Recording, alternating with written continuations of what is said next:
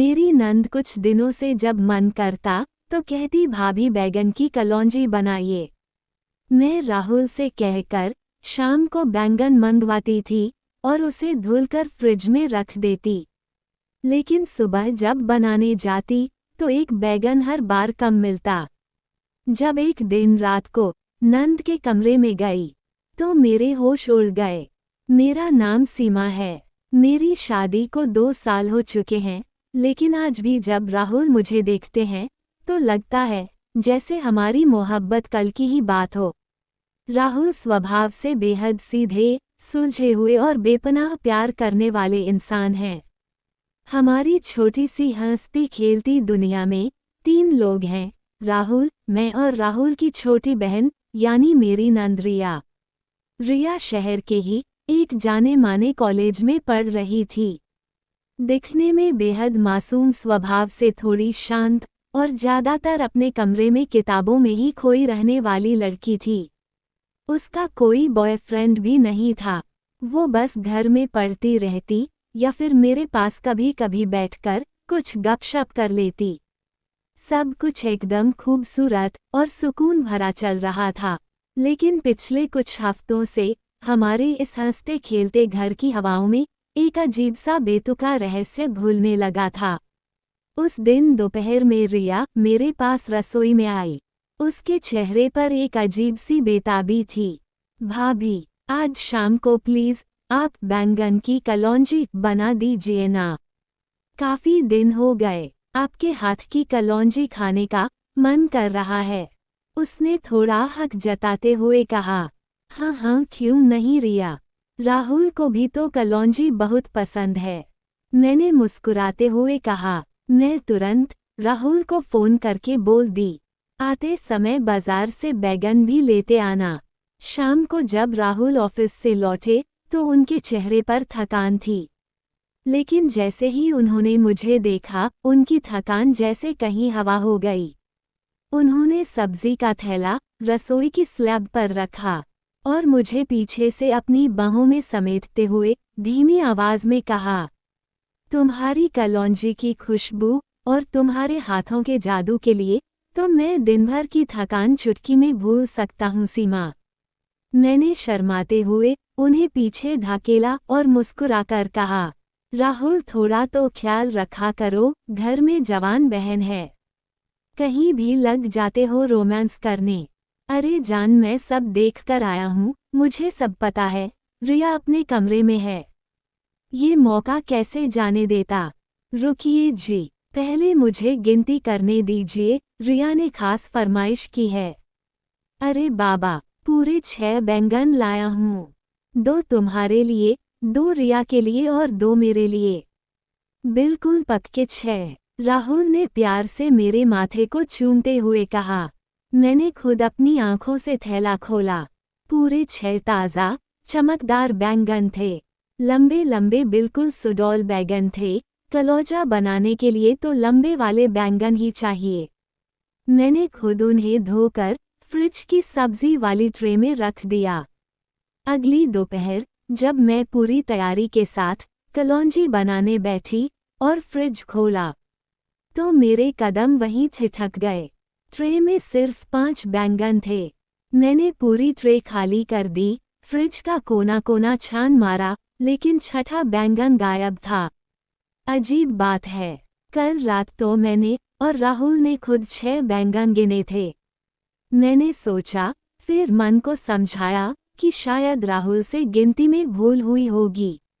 मैंने बात को टाल दिया और 5 बैंगन की ही कलौंजी बना दी। लेकिन ताज्जुब की बात ये थी कि जिस रिया ने इतनी जिद करके कलौंजी बनवाई थी, उसने खाने की मेज पर बहुत ही कम खाया। वह बार बार किसी सोच में खोई हुई लग रही थी। 3 दिन बाद फिर वही कहानी दोहराई गई। रिया ने फिर से कलौंजी बनाने का आग्रह किया। मैंने दोबारा राहुल से गिनकर 6 बैंगन मंगवाए। राहुल ने फिर बड़े प्यार से थैला थमाया। मैंने खुद अपने हाथों से 6 बैंगन गिने और फ्रिज में रखे। लेकिन अगली सुबह फिर से ट्रे में 5 ही बैंगन। अब ये कोई इत्तेफाक नहीं था, ये घटना लगातार 4-5 बार हो चुकी थी। जब जब रिया कलौंजी बनाने का आग्रह करती, तब तब फ्रिज से बैंगन गायब होता। हर बार जब बैंगन गायब होता, मेरे दिल की धड़कनें अजीब सी बेचैनी से भर जाती। वह दोपहर मुझे आज भी अच्छी तरह याद है। मैंने डाइनिंग टेबल पर कलौंजी की प्लेट रखी। रिया जो कल तक कह रही थी, भाभी आपके हाथ की कलौंजी के बिना तो मेरा मन ही नहीं लगता, उसने थाली में से सिर्फ आधा बैंगन उठाया और चम्मच से उसे बस कुरेदती रही। रिया, क्या बात है, तुम तो कलौंजी खाने के लिए इतनी बेताब थी, फिर खा क्यों नहीं रही? मैंने उसकी आंखों में सीधे झांकते हुए पूछा। रिया एकदम से चौंक गई। उसके हाथ से चम्मच छूटते छूटते बची। उसके माथे पर पसीने की एक बारीक बूंद चमक आई, जिसे उसने झट से अपने दुपट्टे से पोंछ लिया। कुछ नहीं भाभी, बस थोड़ा सिर भारी लग रहा है। पढ़ाई का प्रेशर है ना, इसलिए भूख नहीं लग रही, उसने नजरें चुराते हुए धीमी आवाज में कहा और बिना खाना पूरा किए उठकर अपने कमरे में चली गई। उसकी उस घबराहट ने मेरे शक की आग में घी डाल दिया था। अब मेरा ध्यान सिर्फ खाना बनाने पर नहीं, बल्कि रिया की हर एक हरकत पर था। मैंने गौर करना शुरू किया कि जब भी घर में बैंगन आता, रिया का बर्ताव पूरी तरह बदल जाता था। वह बार बार रसोई के चक्कर काटती। जब मैं रसोई में होती तो वह बेहद सामान्य बनने का नाटक करती, लेकिन जैसे ही मैं किसी काम से बालकनी या कमरे में जाती, मुझे उसकी दबी हुई आहटें सुनाई देती। एक दिन तो हद ही हो गई। शाम के वक्त जब राहुल ऑफिस से लौटे तो वे 6 बैंगन वाला थैला लेकर आए थे। मैंने जानबूझकर थैला रसोई की स्लैब पर ही छोड़ दिया और कमरे में जाकर दरवाजे की झिरी से देखने लगी। रिया दबे पांव अपने कमरे से निकली। उसके चेहरे पर एक अजीब सी बेताबी और डर साफ झलक रहा था। उसने रसोई में जाकर सीधे उस थैले में हाथ डाला। उसने एक बैंगन को बड़े ध्यान से देखा, जैसे वो उसकी लंबाई, मोटाई और रंग की जांच कर रही हो। फिर जैसे ही उसे किसी गाड़ी के हॉर्न की आवाज सुनाई दी, उसने घबराकर बैंगन वापस थैले में रखा और तेजी से अपने कमरे की तरफ भाग गई। आखिर वो बैंगन को इस तरह क्यों देख रही थी? क्या वह किसी खास साइज या रंग का बैंगन ढूंढ रही थी? और अगर ढूंढ रही थी तो क्यों? उस रात जब पूरा घर सो गया, मैं घंटों बिस्तर पर करवटें बदलती रही। राहुल मेरे पास बेखबर सो रहे थे, लेकिन मेरा दिमाग किसी उबलते हुए कड़ाव की तरह उबल रहा था। घर की दीवार घड़ी की टिक टिक की आवाज भी मुझे किसी टाइम बम की तरह लग रही थी।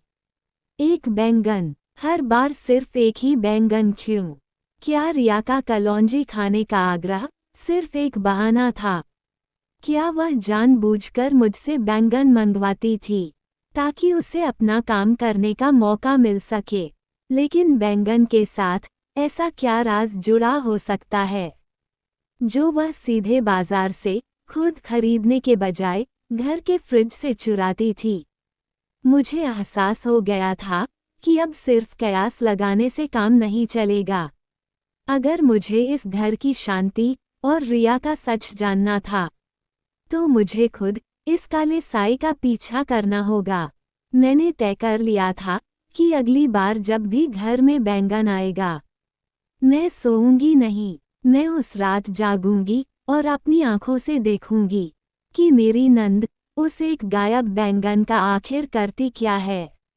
रिया ने फिर से बेहद मासूमियत से कहा, भाभी आज फिर कलौंजी बना लीजिए ना। मैंने हमेशा की तरह मुस्कुराकर हाँ कह दिया और राहुल से ठीक 6 बैंगन मंगवाए। राहुल शाम को थैला लाए। मैंने बैंगन गिने पूरे 6। फिर मैंने उन्हें धोकर फ्रिज की ट्रे में रख दिया। लेकिन इस बार मेरी योजना अलग थी।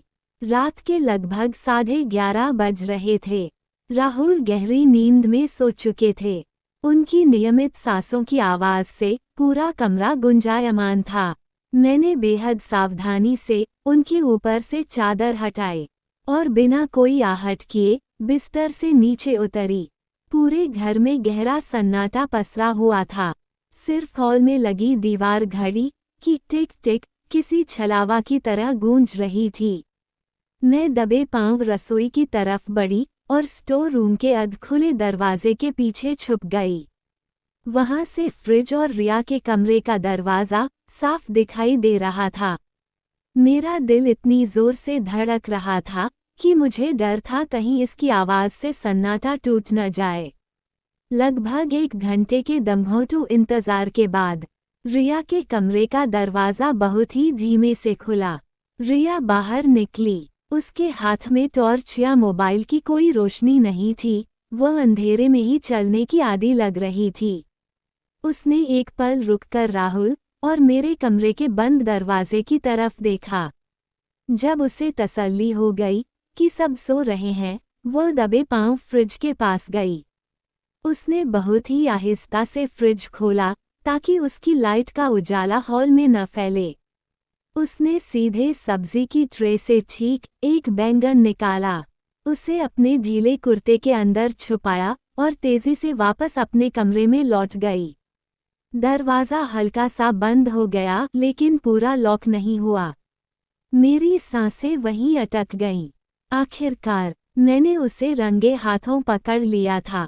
अब वक्त आ गया था उस दरवाजे के पीछे छिपे सच को देखने का। मैंने अपने कांपते पैरों पर जोर दिया और रिया के कमरे की तरफ बढ़ी।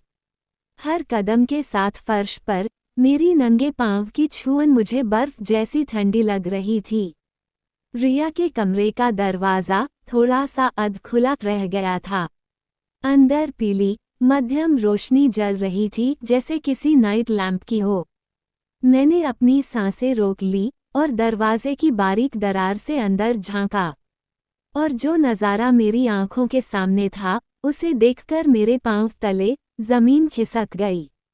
मेरे होश उड़ गए। कमरे के फर्श पर एक बड़ा सा काला कपड़ा बिछा हुआ था। उस कपड़े के बीचों बीच एक कांच का बड़ा सा जार रखा था जिसके अंदर कोई लाल रंग का गाढ़ा तरल पदार्थ भरा था। रिया जमीन पर घुटनों के बल बैठी हुई थी। उसके एक हाथ में वही चुराया हुआ बैंगन था और दूसरे हाथ में एक बेहद धारदार बारीक सर्जिकल चाकू।